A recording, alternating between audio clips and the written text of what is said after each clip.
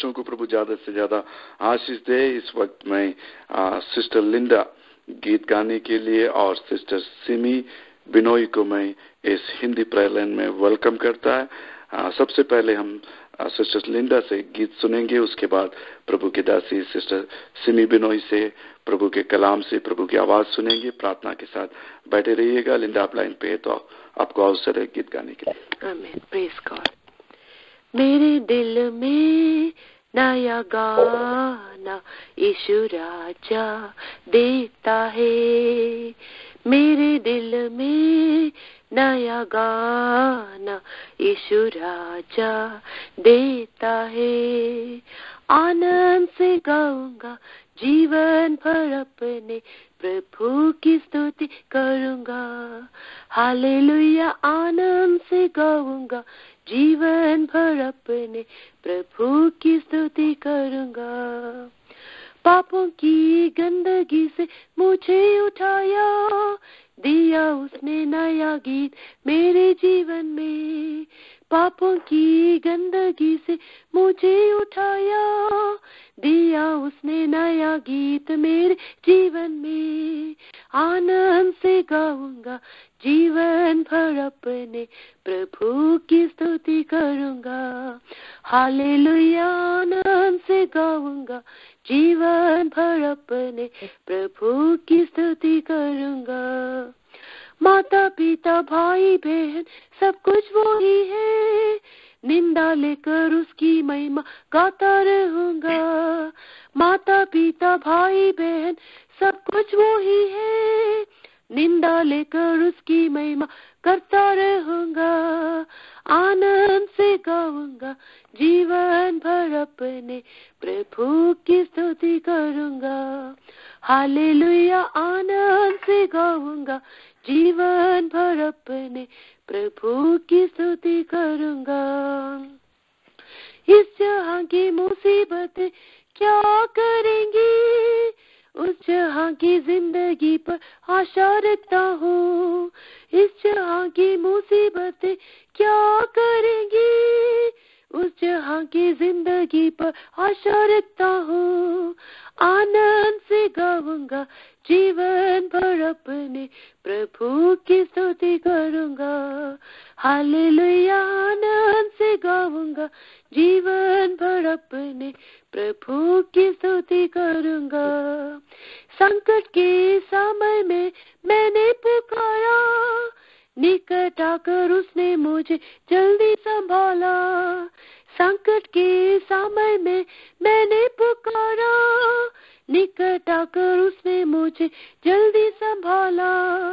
आनंद से गाऊंगा जीवन भर अपने प्रभु की स्तुति करूंगा।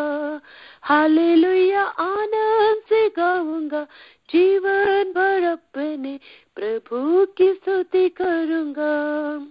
मेरे लिए जल्दी वो आने वाला है, उसके साथ हमेशा मैं गाता रहूंगा। मेरे लिए जल्दी वो आने वाला है, उसके साथ हमेशा मैं गाता रहूंगा। आनंद से गाऊंगा जीवन भर अपने प्रभु की स्तुति करूंगा। हालेलुया, आनंद से गाऊंगा जीवन भर अपने प्रभु की स्तुति करूंगा।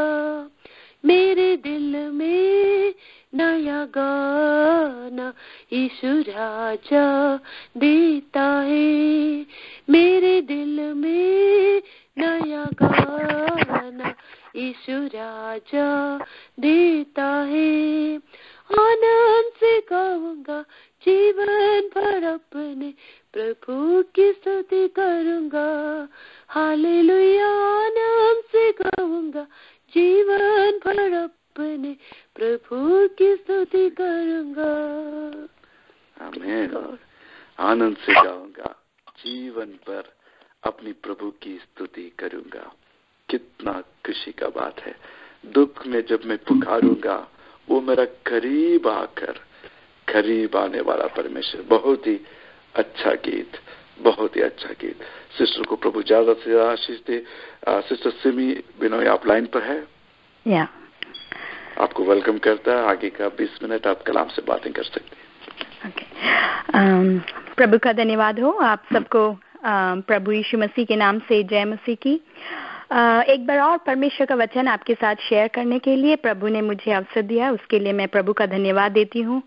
और साथ ही साथ इस प्रेयर लाइन के जरिए कलाम को दूर दूर तक पहुंचाने के लिए सभी लोग जो निरंतर परिश्रम करने वाले हैं, उन सभी को मैं धन्यवाद देती हूँ। इस वचन के चिंतन में जाने से पहले मैं आप सभी लोग को, जिन्होंने मेरे हस्बैंड के ब्रदर के लिए प्रार्थना कर रहे थे, उनका सर्जरी परमेश्वर की दया से बहुत ही अच्छी तरह से हुआ। वो अभी डिस्चार्ज होकर घर में रेस्ट ले रहे हैं। और मेरी मम्मी का भी सर्जरी बहुत ही अच्छे से हुआ और वो भी अभी घर पर रेस्ट कर रही हैं। सो आप सबों को परमेश्वर बहुतायत से आशीष दे और आगे भी आप सब लोग मेरे और परिवार के लिए प्रार्थना कीजिएगा। आज के चिंतन के लिए हम यूहन्ना रचित सुसमाचार 6वें अध्याय का 27वां पद पढ़ेंगे। यूहन्ना रचित सुसमाचार 6वां अध्याय का 27वां पद। उस भोजन के लिए परिश्रम ना करो जो नाश हो जाता है, परंतु उस भोजन के लिए जो अनंत जीवन तक बना रहता है, जिसे मनुष्य का पुत्र तुम्हें देगा, क्योंकि पिता अर्थात परमेश्वर ने उसी पर अपनी छाप लगाई है। भोजन या भौतिक बातें आज संसार में सबसे मुख्य स्थान पर रखा गया है। ऐसा कहना भी उचित होगा कि आजकल हम सभी भौतिक बातों के पीछे भाग रहे हैं। हम कभी कभी ये भूल जाते हैं कि केवल भौतिक बातें जीवन के लिए पर्याप्त नहीं है। उससे भी बड़ी सच्चाई है अनंत जीवन, जो भौतिक जीवन से भी बढ़कर और परम है। भौतिक जीवन का कंट्रीब्यूशन हमारे जीवन में 1% का ही है, परंतु अनंत जीवन निरंतर व्यवस्थित रहने वाला जीवन है। मनुष्य की सृष्टि के आरंभ से ही परमेश्वर ने निरंतर स्थिर रहने वाले एक जीवन की व्यवस्था की थी। परमेश्वर ने भी उन्हें अर्थात पहले मनुष्य को उन्हें जीवन और मृत्यु की शिक्षा दी। और हम पाएंगे, यदि हम उत्पत्ति की पुस्तक पढ़ेंगे, कि उन्हें भी, पहले मनुष्य को भी परमेश्वर ने जीवन और मृत्यु, जब एदन वाटिका में परमेश्वर ने पहले मनुष्य को रखा, तो उनके जीवन में भी जीवन और मृत्यु के बीच में भोजन की वस्तु पर ही आधारित है। यानी उनका जीवन और मृत्यु भी भोजन की वस्तु पर आधारित हुआ था। परमेश्वर ने उनसे कहा कि आदम और हव्वा, तुम जिस दिन इस फल को खाओगे तुम उस दिन मर जाओगे। भोजन अर्थात भौतिक बातें ही उनके जीवन की मृत्यु का कारण हुआ। एदन की वाटिका में भी भौतिक बातों की लालसा ने उन्हें मृत्यु में पहुंचाया। हमारे जीवन में भौतिक बातें आवश्यक है, पर यदि हम उसमें मन लगाते रहेंगे तो वह हमें मृत्यु तक लेके आएगा। इस रीति से ही पहले ईदन की वाटिका से ही शुरू हुआ और आज की पीढ़ी के लोग भी भौतिक बातों को अधिक महत्व देते हुए मृत्यु के वश में होते जा रहे हैं। मनुष्य के उद्धार के लिए इस धरती में यीशु मसीह आया और उनका भी सबसे पहला परीक्षा शैतान ने भोजन के वस्तु से किया। 40 दिन के उपवास के बाद जब प्रभु यीशु मसीह को भूख लगा, तब शैतान ने यीशु मसीह को उपदेश देकर कहा कि पत्थर को रोटी बनाकर खाओ। उस समय प्रभु ने उसके उत्तर में शैतान से जिस वचन को कहा, और आज हमने जो वचन पहले पढ़ा यूहन्ना रचित सुसमाचार 6वें अध्याय का 27वां पद, उसमें बहुत समानता दिखाई पड़ती है। पर प्रभु ने शैतान से क्या कहा कि मनुष्य केवल रोटी ही से नहीं, परंतु हर एक वचन से जो परमेश्वर के मुख से निकलता है। यदि आप मत्ती की पुस्तक 4 अध्याय का 4 पद को पढ़ेंगे तो प्रभु शैतान से कह रहा है, यीशु मसीह शैतान से कहता है कि मनुष्य केवल रोटी ही से नहीं, परंतु हर एक वचन से जो परमेश्वर के मुख से निकलता है जीवित रहता है। शैतान ने हमेशा भौतिक बातों से या भौतिक वस्तुओं का लोभ दिखाकर इस संसार को या मनुष्य को आत्मा की उद्धार से और अनंत जीवन की लक्ष्य से आरंभ से ही मनुष्य को रोक कर रखा है। ये उदाहरण यदि हम उत्पत्ति की पुस्तक पढ़ेंगे तो याकूब और एसाव की घटना उसका एक उदाहरण है। एसाव ने कुछ रोटी और पकाई, आप सब जानते हैं वो कहानी। एसाव ने कुछ रोटी और पकाई हुई मसूर की दाल के बदले अपने पहलौठे का अधिकार याकूब के हाथ बेच दिया। बाद में जब उसे अपनी गलती का एहसास हुआ तब अपने पहलौठे की आशीष के लिए बहुत रोया, पर वो नहीं पाया। इसके बारे में हम इब्रानियों की पत्री 12वें अध्याय के 16 और 17 में यदि हम उसे पढ़े तो उसमें ऐसा लिखा है, ऐसा ना हो कि कोई जन व्यभिचारी या एसाव के समान अधर्मी हो। या आप यहाँ ध्यान दीजिए कि परमेश्वर ऐसे लोगों को क्या कर रहा है। परमेश्वर जो भौतिक विषयों के पीछे भागते हैं, जो भौतिक बातों के पीछे भागते हैं, परमेश्वर ऐसे लोगों को क्या बुला रहा है? अधर्मी। और यदि हम आगे पढ़े तो उसमें ऐसे लिखा है, जिसने एक बार के भोजन के बदले अपना पहलौठा होने का पद बेच डाला। तुम जानते हो कि बाद में जब अपने आशीष पानी चाहिए तो अयोग्य गिना गया। ध्यान दीजिए, परमेश्वर कहता है कि ऐसे लोग मेरे सम्मुख अयोग्य गिने जाएंगे। परमेश्वर ऐसे लोगों को अयोग्य गिन रहा है। और आगे हम यदि पढ़े तो ऐसा लिखा है, और आंसू बहा बहा कर खोजने पर भी मन फिराव का अवसर उसे ना मिला। हे मेरे भाइयों और बहनों, परमेश्वर आज हमें ये चेतावनी दे रहा है कि शायद कल आपको एक अवसर ना मिले, शायद हमें एक मन फिराव का अवसर ना मिले। शायद आज इस प्रेयर लाइन के जरिए परमेश्वर किसी एक जन से बातें करना चाहता है कि कल शायद तुम्हें वो अवसर नहीं मिलेगा, मन फिराव का अवसर ना मिले। तो इस भौतिक वस्तुओं के पीछे या भौतिक आशीषों के पीछे दौड़ने से पहले तू अनंत जीवन के पीछे दौड़, तू अनंत जीवन के लिए परिश्रम करे। परमेश्वर आज किसी एक जन से ये बातें कर रहा है। हमारे चिंतन के विषय में हम लौट के आते हैं। जैसे यूहन्ना की 6वें पद में वापस आके हम ऐसा पढ़ते हैं कि यीशु मसीह कह रहा है कि नष्ट होने वाले भोजन के पीछे ना भागकर अनंत जीवन के लिए हम परिश्रम करें। यहाँ हम ऐसा पढ़ रहे हैं कि 2 तरह का भोजन है या 2 तरह की आशीषें हैं, एक नाश होने वाला भोजन और अनंत जीवन तक ले जाने वाला भोजन। या ऐसा आप कह सकते हैं कि एक है भौतिक जीवन और दूसरा अनंत काल का जीवन। ये दोनों के लिए परिश्रम जरूरत होती है, पर आमतौर पर हम सभी, मेरी ही बात मैं कर रही हूँ, हम सभी भौतिक बातों के लिए हम ज्यादा टाइम स्पेंड करते हैं। आज की हमारी बिजी लाइफ इतनी बिजी है हमारी लाइफ कि हम 12 घंटों के शिफ्ट के बाद थक जाते हैं। वीकेंड हम रिलैक्सेशन में स्पेंड कर देते हैं। रिलैक्सेशन जरूरत है, लेकिन कभी कभी हम कुछ ज्यादा ही रिलैक्स करते हैं या दूसरे समय में दूसरे कार्यों में अपना समय व्यस्त करते हैं, या कोई ओवर टाइम जॉब के लिए हम जाते हैं, या हम अपने बच्चों के पीछे या दोस्तों के पीछे हम अपना समय गवाते। वो सभी जरूरत है, लेकिन क्या हम ऐसा टाइम ओवर स्पेंड कर रहे हैं? आज ये हमें देखना है। ये चिंता मैं आपको आकर्षित करना चाहती हूँ कि आपके जीवन में प्रायोरिटी किस बातों के लिए है।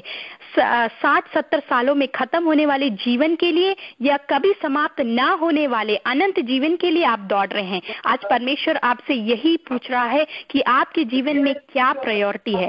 हम अपने स्पिरिचुअल लाइफ को स्ट्रॉन्ग करने के लिए कितना समय स्पेंड करते हैं? क्या हम प्रेयर करने के लिए हम 24 घंटे में हम कितना समय प्रेयर करने के लिए स्पेंड करते हैं? कितना समय हम वचन पढ़ने के लिए करते हैं? या परमेश्वर के राज्य की बढ़ोतरी के लिए कितना समय स्पेंड करते हैं?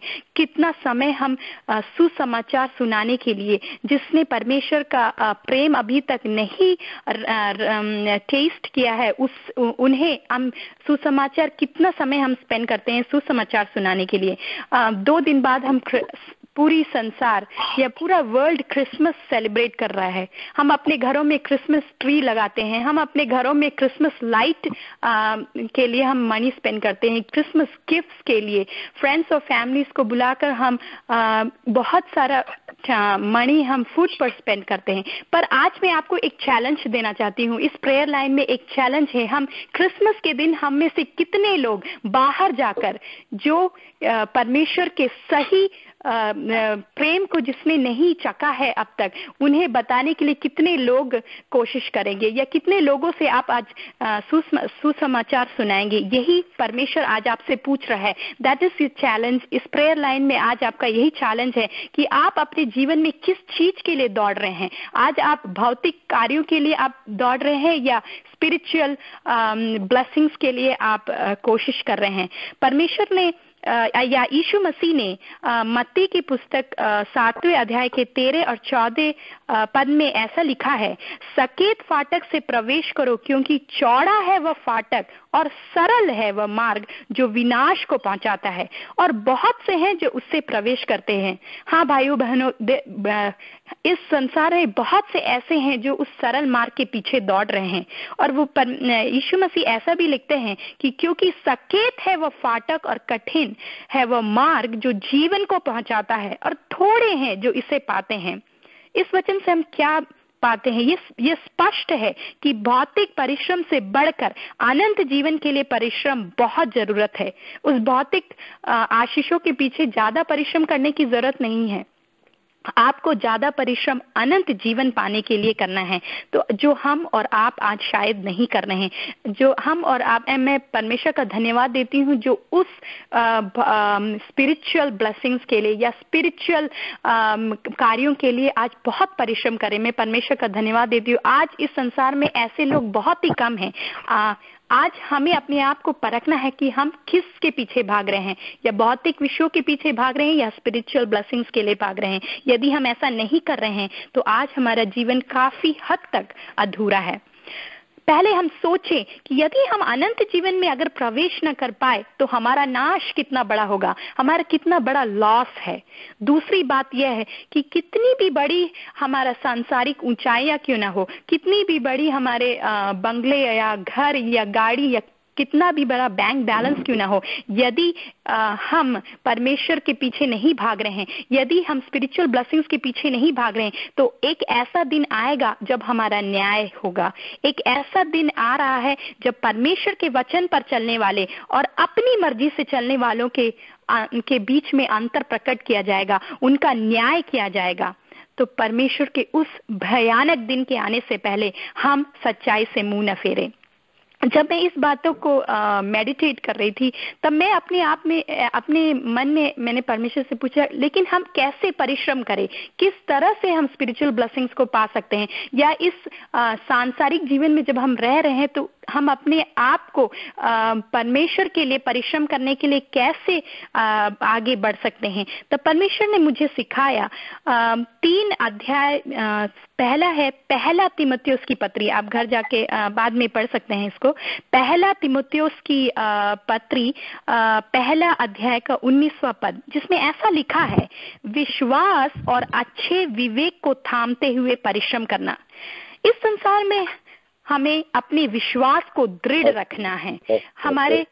हमारे जीवन में कई तरह की परेशानियां आती है, कई तरह के सिचुएशंस आते हैं, तो हमारी विश्वास रूपी नैया डोलने लगती है। तो परमेश्वर के वचन में दृढ़ होकर हमें विश्वास को दृढ़ रखना है, और एक अच्छे कॉन्शियंस के साथ हम अपने परिश्रम को जारी रख सकते हैं। यह है पहला तीमुथियुस पहला अध्याय का 19वां पद। यदि आप पढ़े तो परमेश्वर हमें सिखाता है कि विश्वास और अच्छे विवेक को थामते हुए हम परिश्रम कर सकते हैं। दूसरा, यदि हम देखें तो रोमियो की पत्री 12वां अध्याय का 11वां पद, प्रयत्न करने में आलसी ना हो और आत्मिक उन्माद में भरे रहकर परिश्रम करना है ना। हम सभी लोग प्रार्थना करते हैं, हम सभी कई विषयों के लिए प्रार्थना करते हैं।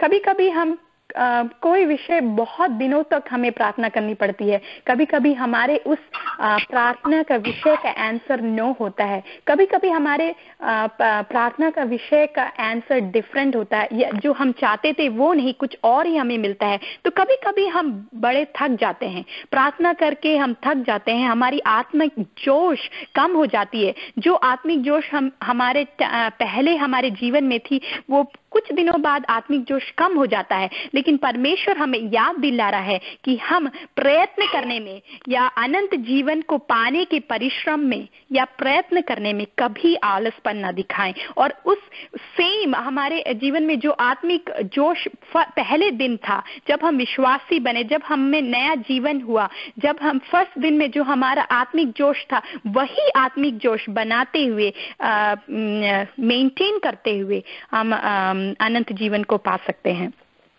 तीसरा यदि हम देखें तो तीतुस की पत्री 2 अध्याय का 12वां पद में ऐसा लिखा है, अभक्ति और सांसारिक अभिलाषों से मन फेरकर इस युग में संयम, धर्म और भक्ति से जीवन बिताए।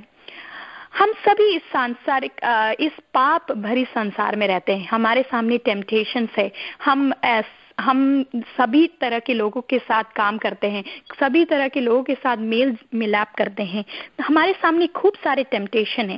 लेकिन परमेश्वर हमें सिखाता है कि कैसे हम इस सांसारिक अभिलाषाओं में अपने आप को ना फंसाते हुए आगे बढ़े। यदि इफिसियों की पत्री यदि आप ध्यान से पढ़े तो इफिसियों की पत्री 6वें अध्याय के 14 से 18 पद तक परमेश्वर हमें सिखा रहा है कि हम किस किस प्रकार यदि एक सैनिक या सोल्जर वार फील्ड में जाता है तो उसे कई तरह के वेपन्स दिए जाते हैं, कई प्रकार के टूल्स दिया जाता है अपने एनिमी से डिफेंड करने के लिए। उसी प्रकार पर इस संसार जो हमारा शत्रु है, संसार की बातें जो हमारी शत्रु, हमारे जीवन का शत्रु है, उससे निपटने के लिए परमेश्वर ने हमें कई वेपन्स दिए हैं। वो यदि आप इफिसियों की पत्री 6वें अध्याय 14 से 18 तक यदि पढ़े, मैं आपके लिए पढ़ सकती हूँ। सत्य से अपनी कमर कसकर और धार्मिकता की झिलम पहनकर तथा पैरों में मेल के सुसमाचार की तैयारी के जूते पहनकर स्थिर रहो।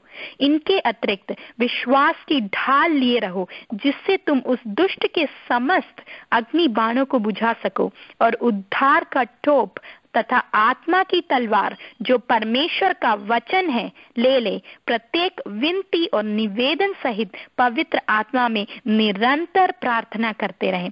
यही टूल्स है हमारे जीवन में परमेश्वर ने हमें दिया है कि हम इस संसार की अभिलाषाओं में, संसार में जो टेम्पटेशंस है, संसार में जो पाप है, उससे बचकर पर अनंत जीवन पाने का परिश्रम करते रहे। ये 3 बातें परमेश्वर ने आज मुझे सिखाया कि किस प्रकार हम अनंत जीवन को प्राप्त करने के लिए हम परिश्रम कर सकते हैं।